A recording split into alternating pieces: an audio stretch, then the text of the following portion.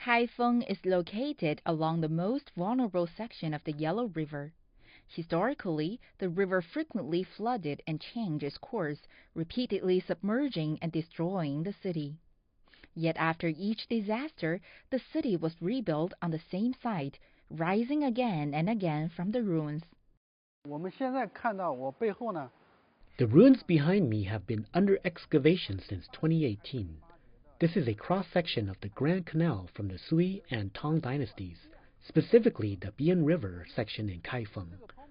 From the deepest point to the current ground level, the depth is nearly 13 meters. As you can see, the sediment layers here are exceptionally thick. In 2017, Kaifeng launched a comprehensive renovation project to better integrate the moat into urban life and benefit citizens. The initiative involved introducing water from the Yellow River to reconnect the city's water network and create a green corridor.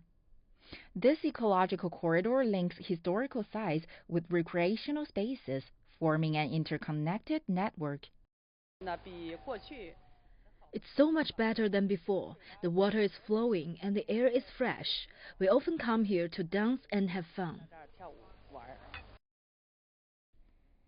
At night, the Bian River Cruise is the premier attraction.